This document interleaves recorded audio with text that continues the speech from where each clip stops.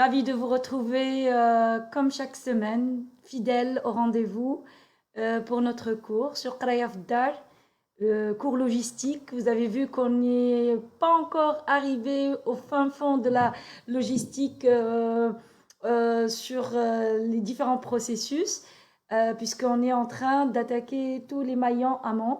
Alors, pour cette séance-là, donc on allait commencer le processus approvisionnement. Mais comme il y a eu en fait un incident la semaine dernière à la fin de la séance, il y a eu une coupure internet malheureusement. Donc à peu près 12 à 15 minutes du cours, la partie concernant la politique achat et également la partie concernant l'organisation achat, malheureusement n'a pas été en fait diffusée malgré que je l'avais traité. Donc j'ai préféré de revenir sur cette partie-là pour qu'on puisse la consolider et faire justement un récapitulatif et introduire ce qui nous attend, Inch'Allah, les séances prochaines, c'est-à-dire les différents autres processus en interaction. On termine, Inch'Allah, les achats aujourd'hui et on commence les approvisionnements en amont, et ensuite le fameux processus transport, suivi ensuite la logistique interne. Alors, transport, la gestion des stocks, bien sûr. Ensuite, la logistique interne, la production. Et on enchaîne ensuite avec la logistique aval, avec les différents processus. Comme on a vu pendant les premières séances, lorsque on a traité la Global Supply Chain et la chaîne logistique interne, on est parti du général au particulier, on a eu un panorama global. Alors, pour ceux qui viennent de se rejoindre à nous, je leur conseille vivement d'aller visualiser ou visionner les vidéos qui sont disponibles sur YouTube, sur Qraya Fdar. Et on est à la séance numéro 9. Voilà. Alors, on fait le récapitulatif de la séance dernière et on attaque les éléments de cette séance. Alors, cette séance-là, justement, comme j'avais dit, précédemment dit, je réitère en fait la partie qui a été coupée et n'a pas été diffusée malheureusement à cause des problèmes de connexion. La séance dernière, on avait perdu à peu près 15 minutes de diffusion. Alors, pour récapitulatif par rapport à ce qui a été justement traité la séance dernière, la séance 8. Alors, nous avons d'abord parler et on avait terminé d'abord bien sûr le processus de fonctionnement d'un achat stratégique par la réalisation bien sûr de l'appel d'offres. On était sur la réalisation des différents rounds à travers le dossier technique qui passe par plusieurs rounds. On avait proposé plusieurs rounds et également le round final pour déclarer l'adjudicateur à cet appel d'offres. Cela a été bien détaillé, la séance numéro 7. Pardon, la séance numéro 8, excusez-moi. Et ensuite, on est parti parler des interactions transverses, c'est-à-dire que le processus achat est le garant, bien sûr, de la communication en interne avec l'extérieur, c'est-à-dire avec les fournisseurs. Lorsque ce n'est pas le cas, et il n'y a pas en fait un flux de communication et d'interaction avec l'extérieur et également avec les prescripteurs, on a parlé du problème des spaghetti flow et qui doivent être justement être rétablis très rapidement en mettant en place les procédures adéquates. Donc, on a parlé du rétablissement de l'ordre et on est rentré dans le détail de cela. Avec les différents fournisseurs, avec le donneur d'ordre, c'est-à-dire le client, et quel est l'interlocuteur unique que doit avoir un fournisseur chez un client.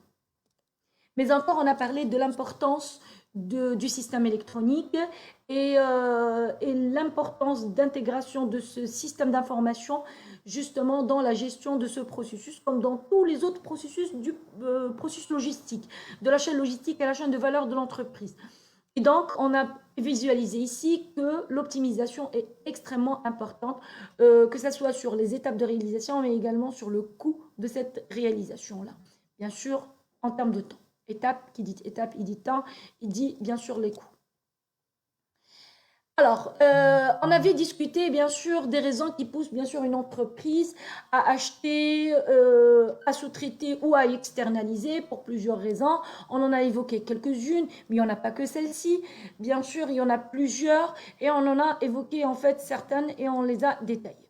Après, on est passé à la politique et organisation justement achat pendant cette séance 8 et sur laquelle j'ai parlé de la politique achat et de son importance autant qu'un outil de communication extrêmement important pour l'entreprise. C'est un outil stratégique de communication en interne mais qui reste confidentiel pour l'extérieur. J'avais évoqué que cet outil de communication doit être justement bâti sur les bases des objectifs de l'entreprise, structuré suite à par la réalisation donc, de ces objets, par la définition, excusez-moi, de ces objectifs et à travers une direction générale qui fixe les missions et la politique y afférente. Et bien sûr, la direction des différents prescripteurs contribue à l'élaboration de cette politique achat qui nous permettrait d'avoir une ligne directrice et une stratégie intégrée, une politique intégrée à la stratégie de l'entreprise. Et on a vu que quoi cette politique achat, si vous vous rappelez bien, elle était constituée en quatre étapes. Et ces étapes-là, ils doivent être en fait bien réalisées avec l'implication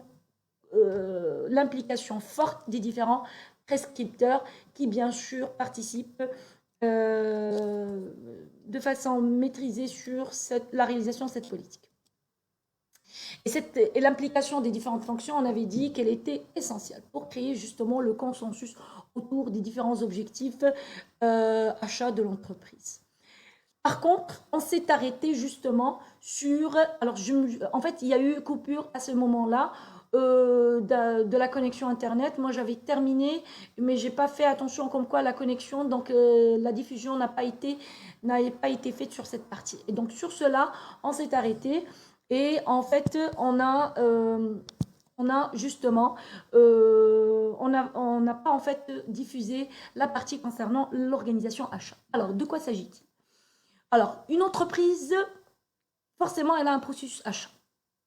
Elle doit décider de son organisation achat et l'organisation achat qui permettrait de répondre à ses besoins.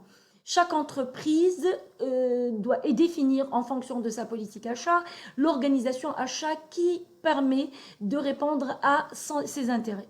Il existe quatre organisations achat, 4 modèles d'organisation achat possibles. Alors ces quatre modèles d'organisation achat se structurent en 2 éléments principaux. Le niveau de centralisation de l'entreprise, c'est-à-dire au sein de l'entreprise, le niveau de centralisation des activités, des opérations, des achats au sein de l'entreprise, mais également par rapport à l'intérêt en commun des différentes entités de l'entreprise ou des différentes entités externes de l'entreprise s'ils appartiennent à un groupe. En termes de quoi? En termes de produits ou de fournisseurs. C'est-à-dire, si on a des entités qui ont des produits en commun en termes de produits, c'est-à-dire des produits en commun ou encore des fournisseurs en commun, c'est-à-dire on a des fournisseurs en commun, pas forcément les mêmes produits, mais des fournisseurs en commun, c'est-à-dire on a un fort intérêt en commun entre les différentes entités. Si ce n'est pas le cas, ça veut dire on a un faible intérêt. Donc, que ça soit fort intérêt ou faible intérêt, ça pourrait positionner notre organisation achat. Également par rapport au niveau de centralisation au sein de l'entreprise. Donc, le niveau de centralisation au sein de l'entreprise. Est-ce que c'est un niveau de centralisation des activités, elle est forte, ou encore c'est un niveau de centralisation faible? Parce que ça ne sert à rien, en fait, d'avoir un niveau de centralisation fort si jamais on a des intérêts en commun qui sont faibles. Alors, justement, pour cela, je vous propose les 4 types, les 4 modèles. Alors, on a le modèle A. Le modèle A et le modèle B se positionnent, les 2 modèles se positionnent lorsqu'on a un niveau de centralisation élevé au sein de l'entreprise. Le niveau de centralisation élevé se matérialise par, bien sûr, une entreprise va choisir soit un achat centralisé de type A, ce qu'on appelle un achat centralisé externalisé, ou encore un achat centralisé intégré.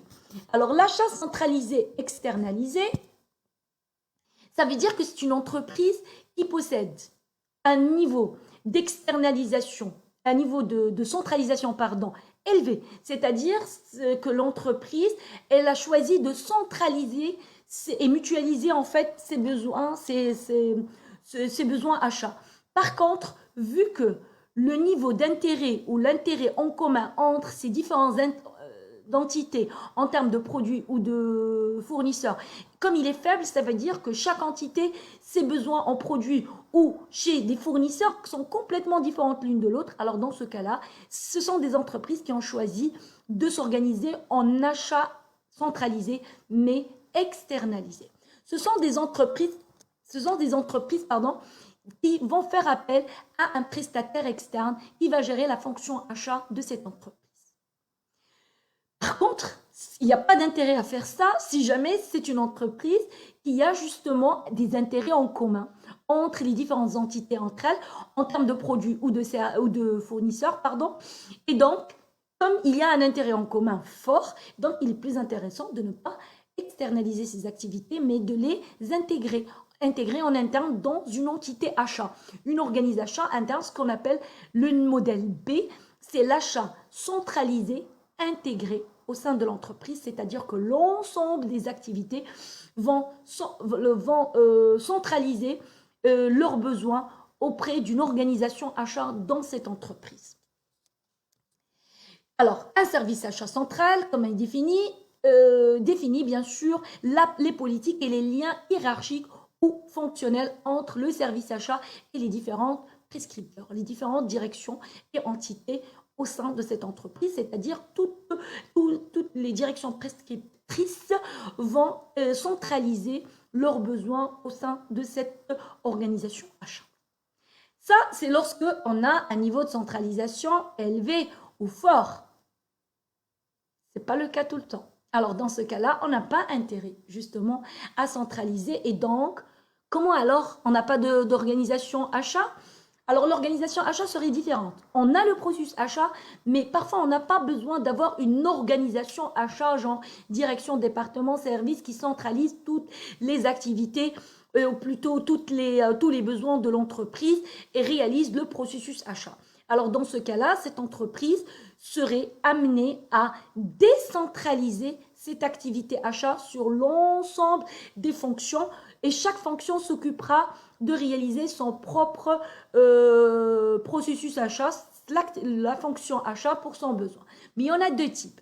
Alors, il y a lorsque on va décentraliser, ça c'est sûr, mais lorsqu'on décentralise alors qu'on a des intérêts en commun qui sont faibles, ça veut dire que les différentes entités, les besoins en produits ou encore les fournisseurs de chacune de ces entités sont complètement différents. Alors dans ce cas-là, on met en place ce qu'on appelle une organisation achat localisée, c'est-à-dire chaque processus s'occupera de son propre besoin en termes d'achat.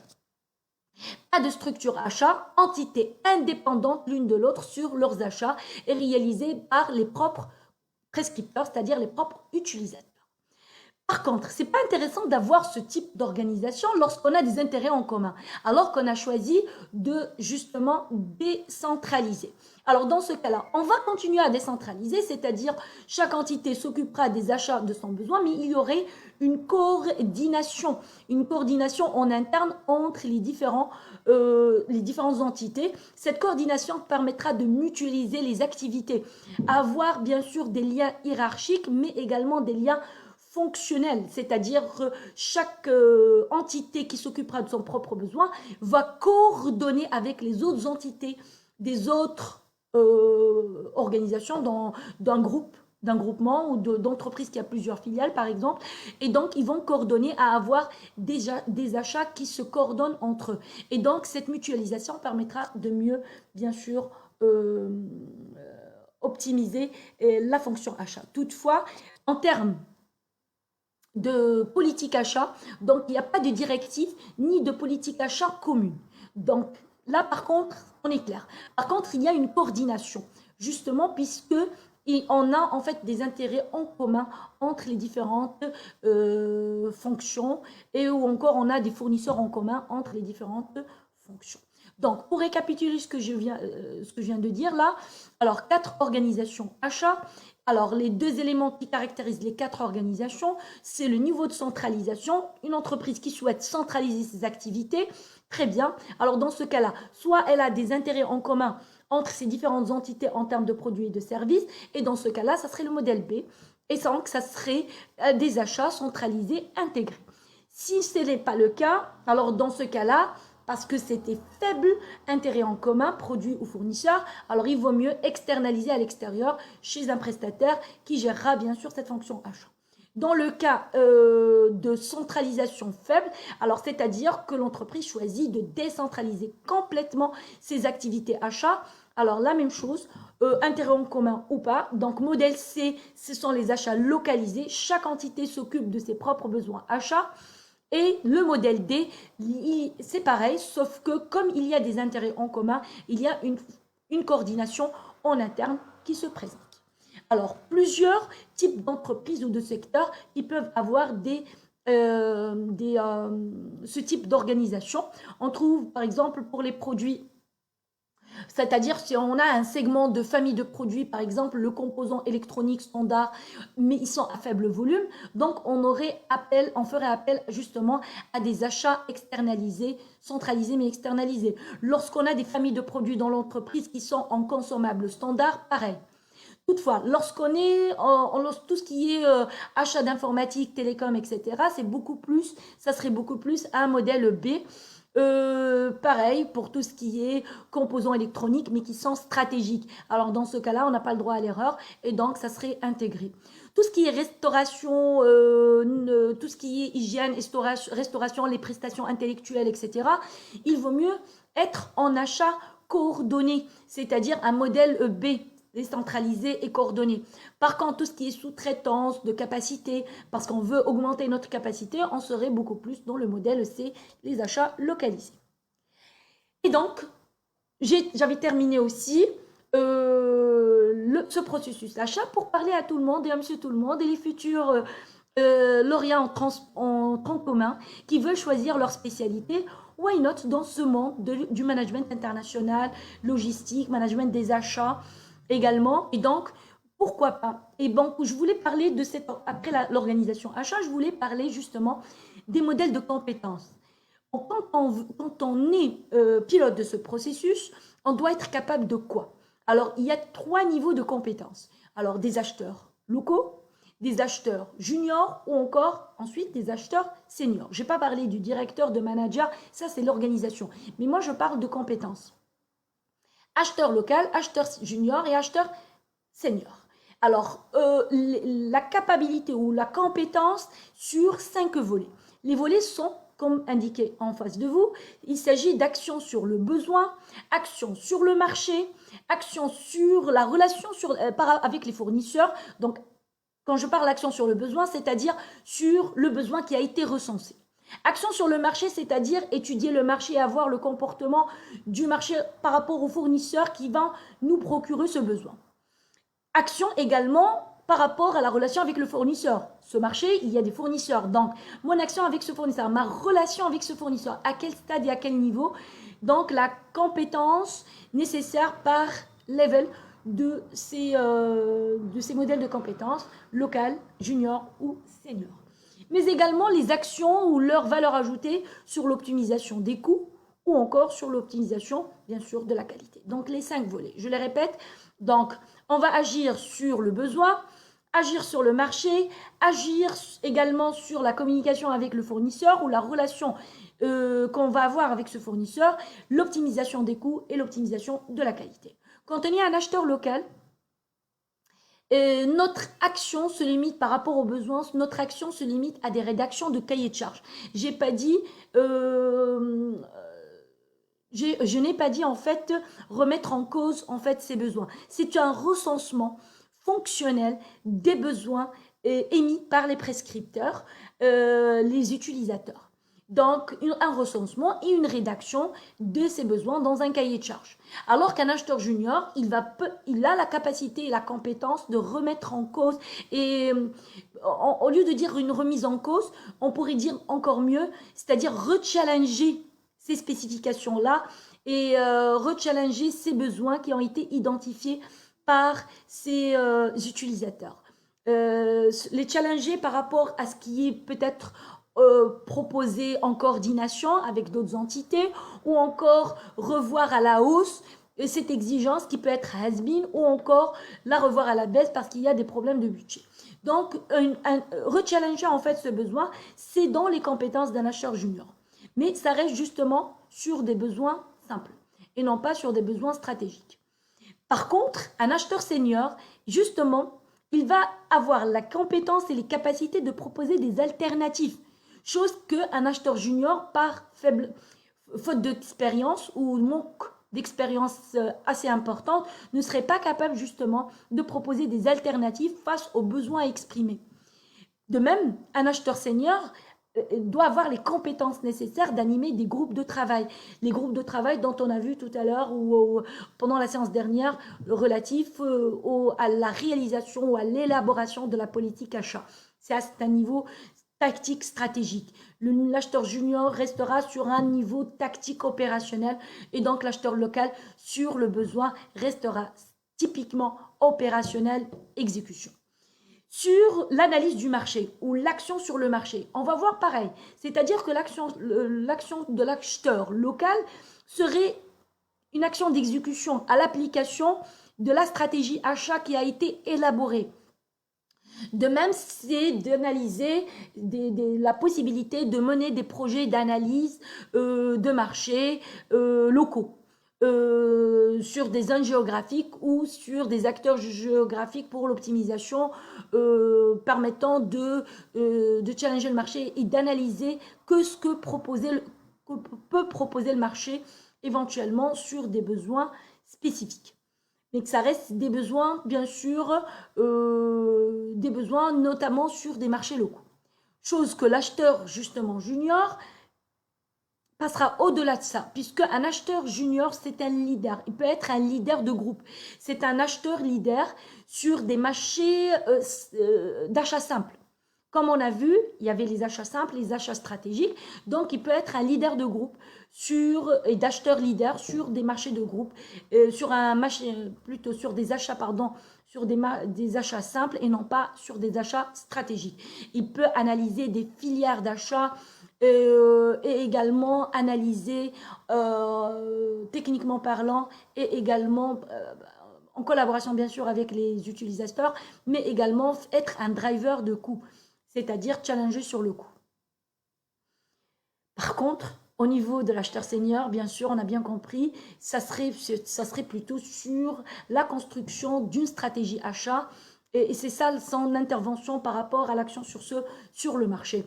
Et c'est un acheteur leader, bien sûr, et non pas sur des achats simples, mais ça serait bien sûr sur des marchés d'achat stratégiques nécessitant de lancer des contrats cadres à travers des appels d'offres. Alors, avec la relation avec le fournisseur dans ce cas-là, quelle serait la relation de chacun d'entre eux? Lorsque un acheteur junior, bien sûr, aurait la capacité d'animer une relation avec le fournisseur, je parle de l'acheteur junior, milieu, et il a la capacité de réaliser, bien sûr, il a les compétences et la capacité de réaliser et de construire des grilles comparatives sur les offres, ou encore la possibilité de mettre en place et de rédiger des stratégies de négociation que lui ne le ferait pas. Par contre, ils sont destinés pour l'acheteur senior, pour qu'il puisse faire des négociations stratégiques, mais qui ont été élaborées par l'acheteur junior. Alors que l'acheteur local n'aurait pas cette capacité-là. Il serait challengé, bien sûr, à réaliser les lancements d'appels d'offres ou encore à mettre en œuvre des techniques et des leviers lors des négociations, ce qu'on appelle les fameux paquets jokers. C'est-à-dire, lors des négociations achats, on est amené sur une équipe d'acheteurs à lever les jokers. Les jokers, j'adore dire ça, en fait, les jokers, c'est quoi pour un acheteur, quel qu'il soit son niveau.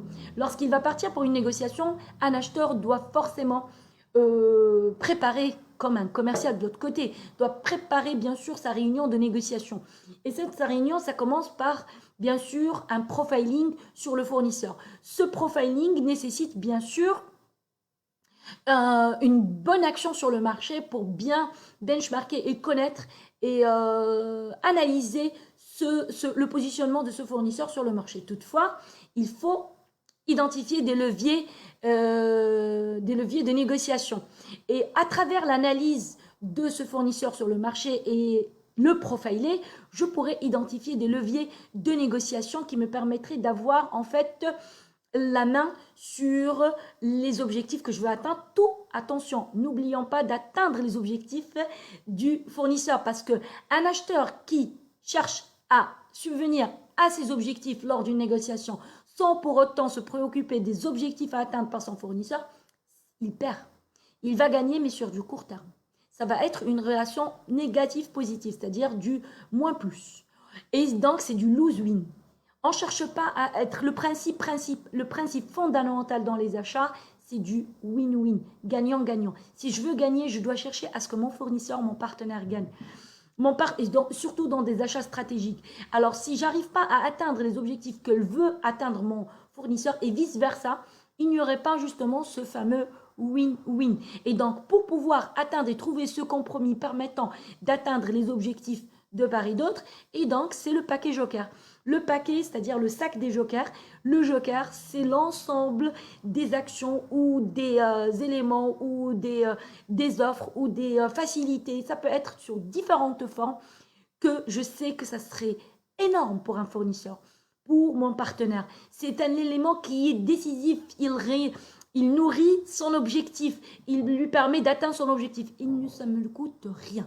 Un bon joker, c'est celui qui ne me coûte rien autant qu'acheteur, mais il est très important pour un fournisseur. Ça peut être par rapport à des délais de paiement, plutôt des délais de paiement plus courts. Ça peut être sur, je ne sais pas, sur des ristournes, c'est-à-dire des quantités importantes qui sont c'est-à-dire une reconduite plus facile. Ça peut être sur plusieurs éléments que je pourrais éventuellement préparer à l'avance. Tout dépend du cas.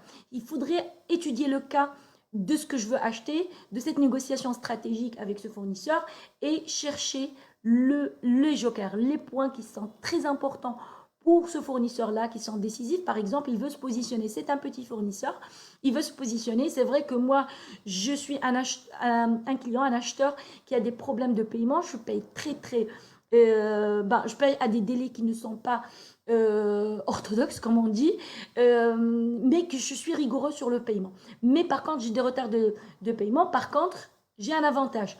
L'avantage que je peux éventuellement proposer à un fournisseur, c'est un joker. C'est le positionnement, c'est-à-dire que ça serait du win-win. Le fournisseur peut se positionner grâce à ma marque, mon position, c'est-à-dire je suis un client solvable sur le marché, mais en contrepartie, je souhaiterais telle chose. Donc, il y a en fait un deal qui peut s'établir. Ces leviers de négociation, généralement, on peut challenger un acheteur local ou un acheteur junior à les établir, que ce soit pour un achat simple ou encore pour un achat stratégique. Mais attention, mettre en œuvre des partenariats de grande envergure ou des négociations stratégiques avec des contrats cadres au niveau stratégique, ça serait du ressort et des compétences de l'acheteur senior. Finalement, qui agit sur le coût? Qui agit et réalise des projets d'optimisation et d'action sur le coût? Généralement, c'est bien sûr un acheteur senior de façon stratégique, mais par contre, qui va analyser ces éléments et décortiquer les coûts d'achat de façon minutieuse en termes de coûts, en termes de coûts complets, quand on rentre dans des coûts analytiques. Concernant le produit ou le bien ou le service qu'on veut acquérir, c'est généralement l'acheteur junior. Bien sûr, il y a la participation de l'acheteur local sur la décomposition de ses prix d'achat. Maintenant, c'est sur justement l'acheteur senior qui va agir opérationnellement pour arbitrer sur la décision. Est-ce que j'achète ou je fais en interne? Est-ce que j'achète le produit ou le service ou je le fais en interne? Bien sûr, en décision collégiale de direction avec les ensembles des prescripteurs de façon stratégique. Sur la partie qualité, par contre, le dernier volet, alors un acheteur local justement, il va mettre en place tout ce qui est action curative lorsqu'il y a des problèmes qualité avec un fournisseur. Il va suivre des tableaux de bord d'indicateurs et qualité sur l'ensemble des non-conformités réalisé ou malheureusement subi avec un fournisseur au niveau de l'acheteur local. Par contre, un acheteur junior, il va piloter les plans d'action. Donc, identification des actions correctives, c'est-à-dire des actions qui permettent de gérer le problème en tant que pompier, c'est-à-dire action immédiate. Mais ça ne veut pas dire que le problème a été éradiqué à la source. Donc, il faut diagnostiquer le problème à la source, identifier les causes racines, mettre en place des analyses détaillées et ensuite dresser des plans d'action. Le suivi de ces plans d'action, les résultats liés à ces plans d'action et tourner la fameuse roue d'amélioration continue avec ce fournisseur et challenger bien sûr avec le scoring de ces fournisseurs et réalisé bien sûr par l'acheteur junior. Et cela ne peut se faire par cet acheteur junior, tous ces éléments-là, bien sûr, j'ai parlé de diagnostic, qu'en réalisant justement des audits clients chez ces fournisseurs-là. Ça peut être des audits planifiés. Ça peut être des audits planifiés avec ces différents fournisseurs lorsqu'ils sont dans la zone généralement orange ou rouge dans le scoring identifié. Par contre, un acheteur senior, sur cette partie-là, qualité, il va mettre en marche justement une démarche d'assurance qualité avec le fournisseur. Ça peut aller jusqu'à mettre en place ce qu'on appelle un mur qualité. Un mur qualité, ça veut dire que cette entreprise ne peut plus justement être capable de se maintenir autant que fournisseur dans notre panel. Elle a X temps défini par l'entreprise pour qu'elle revienne vers son client à présenter un plan d'action curatif bien sûr, correctif et préventif surtout pour que les problèmes qualité, délai ou autres ne se reproduisent pas. C'est ce qu'on appelle dans certaines entreprises et dans certains secteurs d'activité, c'est ce qu'on appelle un mur qualité. Ce mur qualité-là permet à l'entreprise cliente d'être sûre que ce problème-là, qui a affecté son fonctionnement en interne et qui peut nuire également à sa relation avec son client à elle en tant que fournisseur cette fois-ci, alors elle doit être sûre que ça ne se reproduira plus dans le temps pour maintenir ce fournisseur dans son panel et qu'il passe de cette zone orange où il a déstabilisé tout le monde vers la zone verte du scoring et de l'évaluation de ce fournisseur dans ce panel. Voilà un peu en fait les différents modèles de compétences qu'on pourrait justement établir et identifier et le passage bien sûr d'un à l'autre justement, c'est à vous futurs managers justement à faire en sorte que la durée de compétences en fait, la durée plutôt de passage entre un positionnement ou un modèle à un autre, un modèle de compétence à un autre soit plus courte. Quand je dis plus courte, en termes d'ancienneté et non pas en termes d'expérience. Parce que je peux avoir plusieurs années d'ancienneté avec peu d'années d'expérience. Parfois, j'ai des personnes qui me disent j'ai 10 ans d'expérience. Alors, quand je parle avec cette personne-là, en entretien, je retrouve que malheureusement, ce n'était pas 10 ans d'expérience, mais c'était 10 ans d'ancienneté avec 1 an ou 2 ans d'expérience. Pourquoi cette personne-là, elle a passé 10 ans de sa vie à refaire la même chose, les mêmes tâches.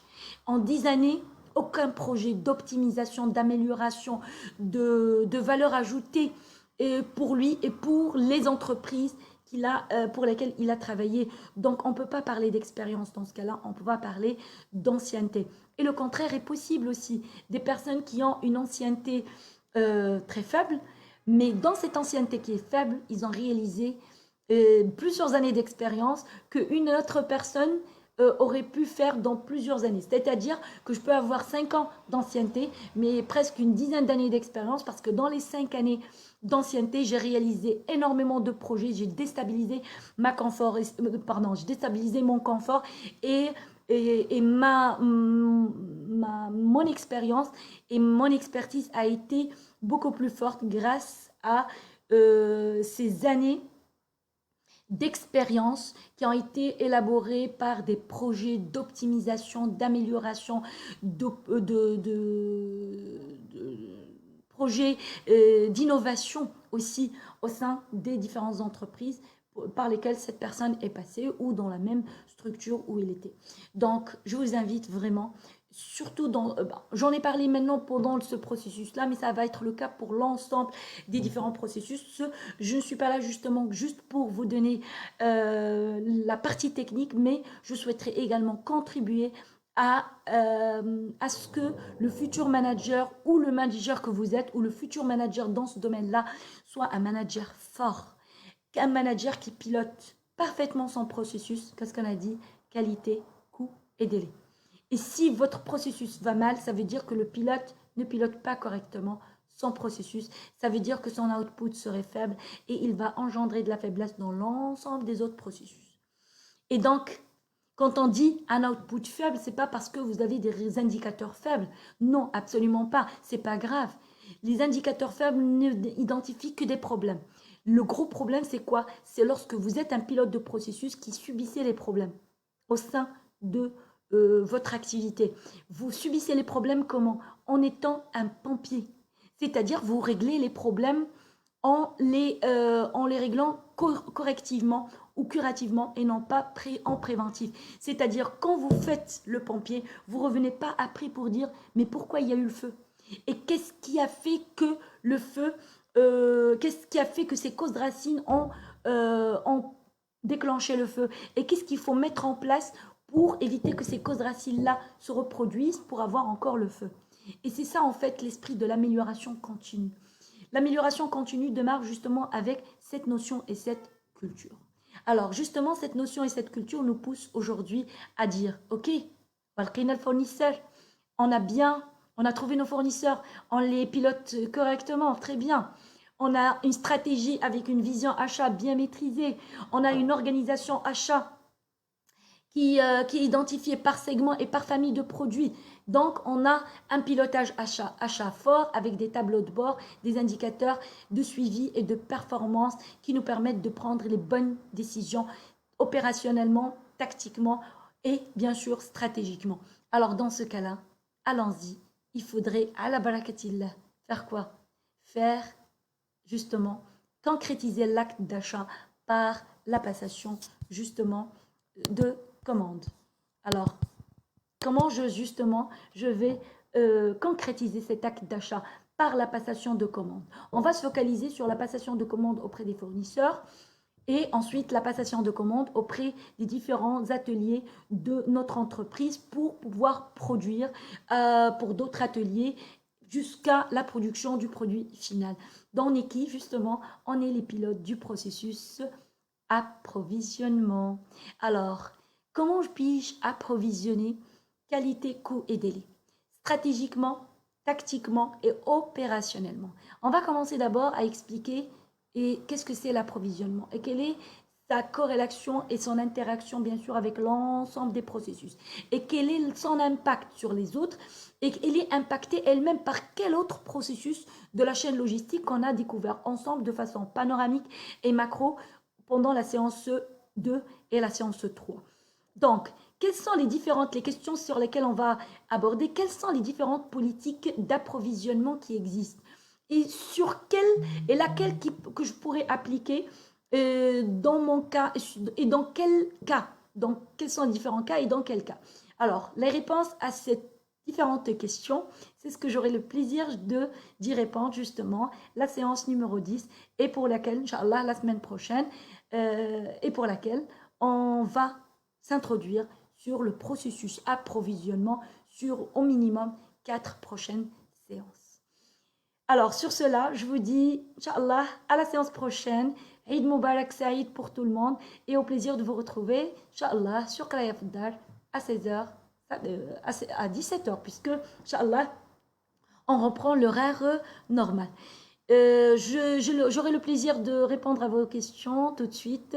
Restez avec nous. Merci et bonne soirée.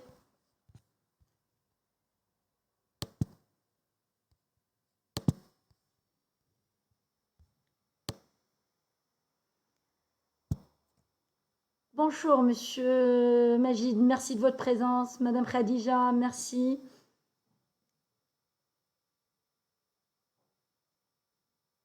Alors, je lis Monsieur Mohamed Az. Alors, il a écrit les achats, mon métier, en simple mot urgent. J'ai pas compris. Expliquez-nous. En simple mot simple, alors on a parlé des achats simples et les achats stratégiques, on les a abordés lors de la séance 7, dans la séance 7. Je vous propose d'aller consulter en fait la vidéo qui est disponible sur Qraya Fdar sur YouTube et dans laquelle on a bien expliqué quelle est cette différence entre un besoin nécessitant un achat simple qui ne nécessite pas de mettre en place des ressources humaines, matérielles et surtout financières importantes pour trouver le fournisseur qui répond à votre besoin ou encore un achat stratégique où on n'avait pas le droit à l'erreur dans le choix le choix de fournisseur, c'est-à-dire c'est un achat stratégique, ça peut avoir un impact fort sur le fonctionnement de l'entreprise en entière. Et dans ce cas-là, on va lancer des achats stratégiques et on avait identifié tous ces éléments-là et on a discuté de ces points. Merci, Si Mohamed.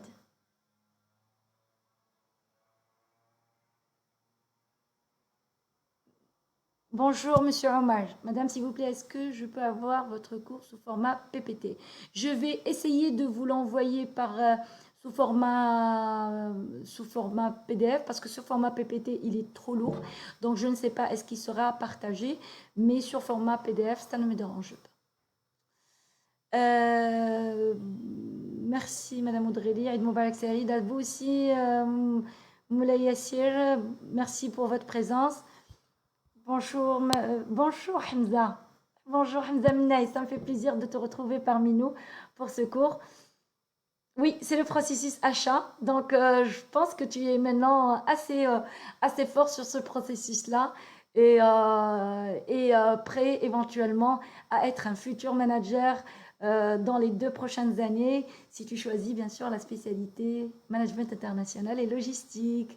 Voilà, donc je pense que c'est tout comme question qu'on a pour ce soir. Et donc, au plaisir de vous retrouver, Inch'Allah, la semaine prochaine, jeudi prochain, à 17h, pour le processus approvisionnement.